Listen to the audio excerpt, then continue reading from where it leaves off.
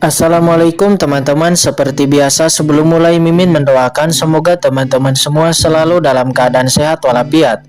Oke, kali ini kita akan melanjutkan Martial Master versi novel bagian 802. Bagi yang baru bergabung, selamat bergabung. Dan bagi yang belum subscribe dulu lah agar Mimin tambah semangat lagi nih bikin videonya. Oke, kalau sudah kita langsung masuk ke isi ceritanya.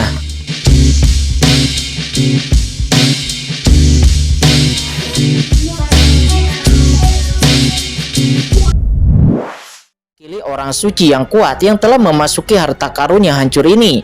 Dan di kedalaman layar ini masih ada krisis. Bahkan krisis ini membuat Qin merasakan sedikit jantung berdebar. Kakak Qin, apakah kamu sudah menghitung sesuatu?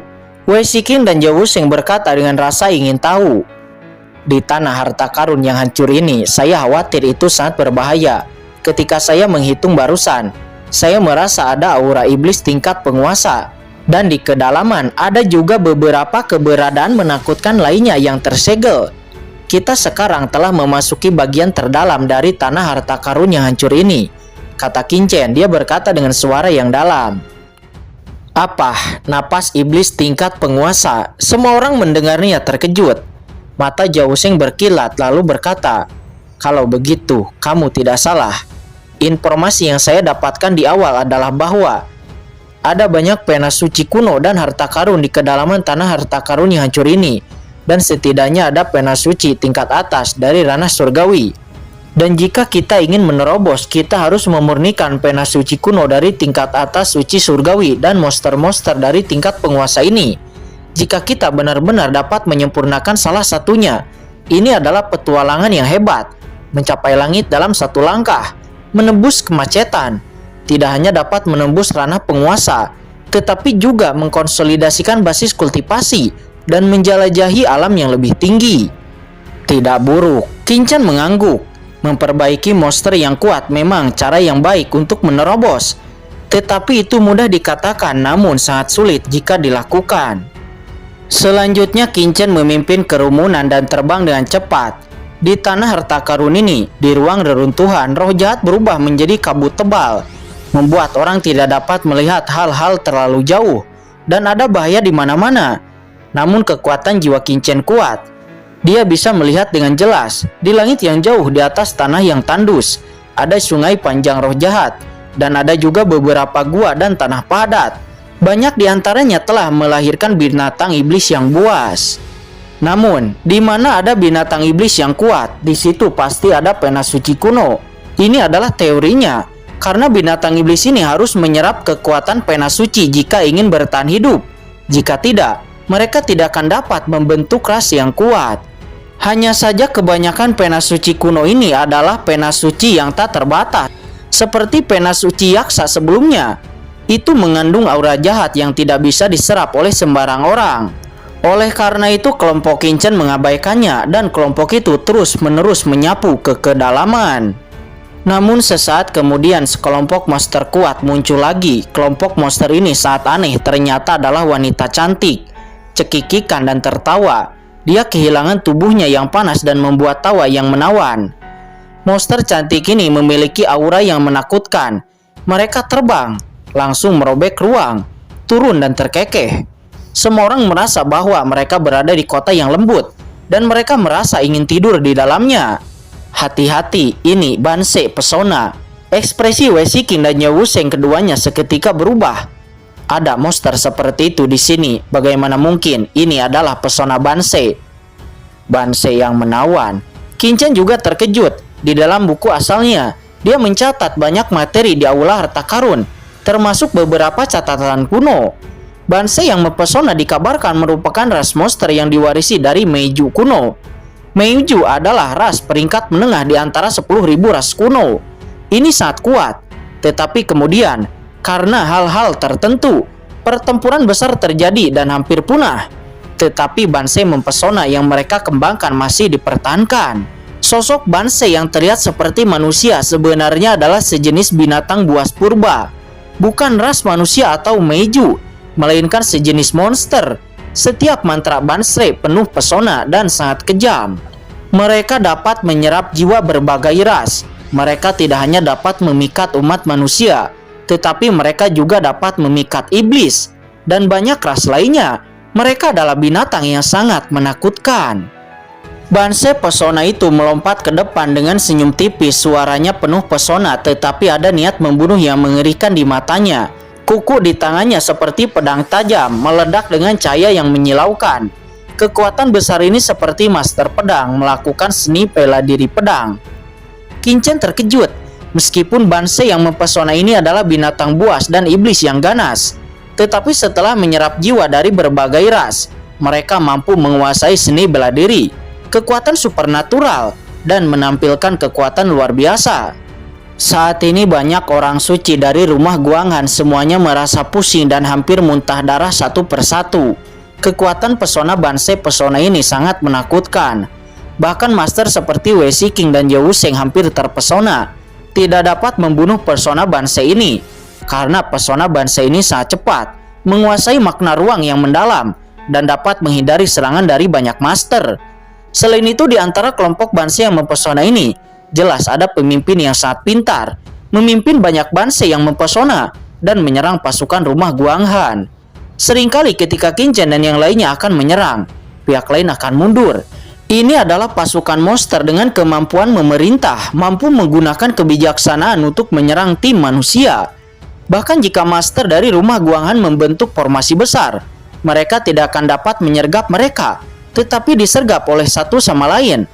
Selain itu, Banshee yang mempesona ini tidak terburu-buru untuk membunuh Qin-Chen dan yang lainnya, tetapi mengatur strategi dan terus mengerumuni mereka, sepertinya menjebak Qin-Chen dan yang lainnya, dan tidak memberi kesempatan bagi Qin-Chen dan yang lainnya untuk melarikan diri. Kakak Qin, bagaimana ini? Semua orang berkata dengan cemas. Ini benar-benar bukan cara yang ampuh jika kita terus seperti ini. Aku harus menggunakan metode yang ampuh, Qin-Chen berpikir diam-diam di dalam hatinya. Namun Qin-Chen tidak takut sedikit pun dengan gerakan Banshee yang mempesona ini dan dia segera melompat keluar. Tiba-tiba Qin-Chen tenggelam ke dalam pasukan iblis wanita yang menawan itu. Sisi, kamu tetap tinggal. Qin-Chen berteriak, menggedor dan memasuki pasukan Banshee dan segera menunjukkan kekuatan magis asli. Berikan padaku buku asal-usul peradaban Banshee. Qin-Chen berhenti dan aura yang sangat tirani menyebar dalam riak, dan kekuatan asal segera menyapu. Banshee yang mempesona ini tampak berbahaya di mata orang lain, tetapi di mata Qin-Chen, itu adalah perbaikan rantai yang paling sulit, harta karun yang bagus. Boom! Pada saat ini Banshee mempesona yang tak terhitung jumlahnya tidak tahan lagi dan mereka menjerit lalu meledak. Kekuatan mereka tersedot ke dalam tubuh Qin-Chen dan menjadi asal mula peradaban. Dalam buku asalnya, peradaban Banshee dan peradaban pesona mulai muncul. Banshee yang mempesona ini dibunuh oleh Qin-Chen dan mereka berteriak dengan marah. Tiba-tiba kekuatan pesona yang lebih menakutkan muncul, seperti suara ajaib, langsung menembus pikiran Qin-Chen. Bahkan ada kekuatan pesona yang sangat menakutkan, dan kekuatan pesona itu hampir mengguncang jiwa Qin-Chen. Itu adalah pemimpin pesona Banshee. Pesona Banshee tingkat penguasa, kata Qin-Chen. Dia terkejut, tetapi dia sangat gembira. Dia akhirnya menemukan pemimpin dari Banshee itu. Sosok Qin-Chen terguncang dan seluruh tubuhnya berubah menjadi cahaya pedang guntur dan dia bergegas ke pasukan Banshee itu. Setiap kali dia menembak, ada satu Banshee yang mati di tangannya. Banshee yang mempesona itu menyadari bahwa kekuatan pesona mereka tidak berpengaruh kepada Qin-Chen. Mereka ketakutan dan marah. Tiba-tiba, pesona Banshee berpisah. Sejumlah besar pasukan Banshee langsung bergegas ke pasukan rumah Guanghan, jelas untuk memanfaatkan Qin-Chen dan membunuh murid-murid dari rumah Guanghan. Tidak baik. Wei Shiking dan yang lainnya terkejut. Ayo, datang. Namun pada saat Banshee itu bergegas maju, Chen Sisi tiba-tiba tersenyum dan jejak kekuatan mempesona diam-diam lewat di matanya. Dan dalam sekejap, fisik Banshee pesona itu tiba-tiba mandek dan mata Banshee itu menjadi kusam. Membunuh, Chen Sisi terkekeh, sosoknya bergegas ke kerumunan Banshee itu. Sosoknya berkabut seperti kepulan asap. Pada saat ini dia menyerbu ke dalam kerumunan Banshee dan segera serangkaian aura yang mengerikan tiba-tiba keluar dari tubuhnya. Di bawah serangan Chen Sisi ini, banyak Banshee yang mempesona itu meledak satu demi satu dan pesona yang mengerikan bertahan satu demi satu dan dengan cepat ditelan oleh tubuh Chen Sisi. Chen Sisi adalah tubuh mempesona alami dan juga telah menerima warisan dari rubah peri berekor 9. Bagaimana dia bisa takut dengan kekuatan pesona dari Banshee itu? Melihat adegan itu, Wei Shiking, Zhao Wusheng, dan yang lainnya yang sebelumnya masih cemas dan ketakutan, nampak mereka semua terkejut. Banshee pesona ini sangat kuat dan bahkan mereka mungkin tidak akan dapat dengan mudah menolak pesona yang begitu mengerikan. Tetapi mereka tidak menyangka Chen Sisi begitu kuat sehingga dia dapat memblokir pesona-pesona Banshee itu. Namun mereka hanya linglung untuk sesaat dan kemudian mereka memimpin banyak murid dari rumah Guanghan untuk menyerang Banshee itu. Dengan Chen Sisi yang memimpin barisan di depan, orang-orang suci dari rumah Guanghan itu memenggal kepala Banshee itu satu demi satu. Sesaat kemudian pemimpin Banshee itu bersiul panjang dan untuk beberapa saat pasukan Banshee yang mempesona mundur satu demi satu, datang dengan cepat dan pergi dengan cepat, menyusut ke kedalaman ruang ini dan dalam sekejap menghilang dari pandangan semua orang. Para Banshee itu juga merasakan kengerian Qin Chen dan Chen Sisi dan mereka tidak berani terlibat lebih jauh lagi. Apakah pemimpin Banshee itu benar-benar pergi? Qin Chen mengerutkan kening, dia tidak berharap pihak lain akan begitu menentukan. Dalam sekejap mereka akan mundur begitu saja. Qin Chen sedikit menghela napas dalam jika dia bisa merasakan peradaban Banshee yang mempesona itu dan membunuh pemimpin Banshee itu akan sangat membantu. Apakah kalian baik-baik saja? Kata Qin Chen seraya memandang semua orang. Tidak apa-apa, kakak Qin. Gadis Chen Sisi benar-benar terlalu kuat. Dengan satu orang, dia membunuh banyak iblis wanita Banshee itu. Jika bukan karena dia, kami akan benar-benar berjuang keras. Zhao Wusheng terbang dan berkata dengan kaget. Dia sangat terkejut. Kekuatan yang ditunjukkan oleh Chen Sisi sebelumnya tidak lebih lemah darinya. Kuncinya adalah dia tidak takut oleh pesona Banshee, seberapa kuat kekuatan jiwanya. Hahaha, Qin Chen tersenyum, dia secara alami tahu kekuatan Chen Sisi. Karena semua orang baik-baik saja, ayo pergi, ayo masuk lebih dalam, kata Qin Chen seraya menjentikan lengan bajunya. Dia maju selangkah demi selangkah dan berjalan ke kedalaman sambil menghitung keberadaan putra ilahi dan sambil memahami aura Banshee yang mempesona sebelumnya. Sambil berjalan, Qin Chen juga mencari jejak Banshee yang melarikan diri sebelumnya dan dengan cepat masuk ke kedalaman. Sementara Zhao Wusheng, Wei Shiking, dan yang lainnya mengikutinya, mengamati segala arah dan sangat berhati-hati. Di saat semua orang sedang berjalan, tiba-tiba dalam roh jahat di depan sekelompok besar Banshee muncul lagi. Kali ini Banshee pesona bahkan lebih menakutkan, karena mereka bahkan memanipulasi beberapa kelompok monster yang kuat dan membentuk beberapa pasukan monster menyerang bolak-balik dalam kehampaan. Tetapi semua orang kemudian melihat kelompok Banshee yang mempesona ini nampaknya sedang mengepung seseorang. Qin Chen kemudian melirik dengan hati-hati dan melihat pedang tajam besar yang dipegang oleh seorang pria. Pedang tajam ini berisi rune tak berujung. Pria itu memegangnya di tangannya dan ada semacam energi pedang yang bisa mencapai langit. Dan di samping pria itu nampak ada seorang wanita dengan mata yang sangat tajam. Dari segi penampilan, wanita ini mungkin hanya secantik Wuling dari rumah Guanghan dan bahkan tidak secantik Su Yue. Tetapi wanita ini memiliki temperamen yang tidak bisa diabaikan. Dia mengelilingi riak di angkasa, matanya berkilau dan kultivasinya menakutkan, dan dia memiliki sikap heroik. Pada saat ini mereka berdua dikelilingi oleh banyak monster yang dipimpin oleh Banshee pesona dan mereka terus melawan. Itu jenius pedang Tian Yanzhong dan wanita suci Papillon Minghui, Quan Muliu. Mereka juga terjebak oleh pesona Banshee. Dengan begitu banyak pesona Banshee dan monster, mereka sudah berjuang tetapi mereka masih terperangkap. Melihat dari keadaannya, tidak akan lama lagi mereka berdua akan menjadi semakin sulit, kata Wei Shiking. Dia sedikit terkejut. Ku Gaopeng, dia adalah pemimpin putra suci dari Tian Yanzhong. Dia adalah pendekar pedang langka, jenius dari Tian Yanzhong. Dia telah memperbaiki kode rahasia seni pedang Tian Yan dari Tian Yanzhong ke tingkat ke-8. Satu pedang bahkan master top di puncak tahap tengah pasti akan terluka. Sedangkan wanita itu Nak Quan Mu. Dia juga sangat kuat, dia master kepala Papillon Minghui.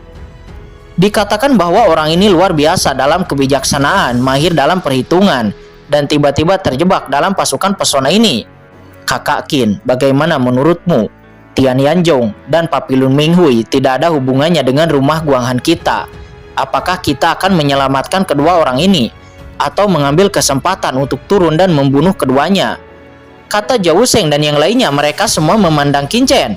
Mereka semua mengenali asal-usul pihak lain dan kemudian bertanya kepada Qin Chen dan akan mengikuti instruksi dari Qin Chen. "Oh, bagaimana reputasi Tian Yanzhong dan Papilun Minghui itu?" tanya Qin Chen dengan ringan.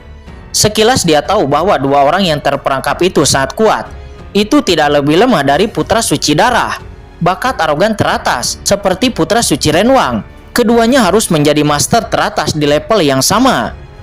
Dan keduanya juga memiliki aura hegemon di tubuhnya dan ada kecenderungan samar untuk menerobos, seperti Wei Shiqing dan Zhao Wusheng. Selama ada kesempatan, mereka berdua bisa langsung menerobos. Sayang sekali mereka berdua bertemu dengan Ban Se yang mempesona, dan mereka terus menunjukkan kekuatan pesona. Ditambah dengan begitu banyak monster, keduanya hampir tidak bisa melawan, dan mungkin akan jatuh ke dalam bahaya.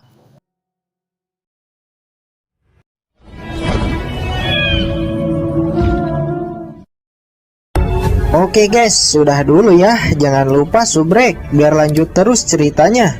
Bagi yang sudah subrek, mudah-mudahan dimudahkan rezekinya. Mimin undur diri. See you next and goodbye.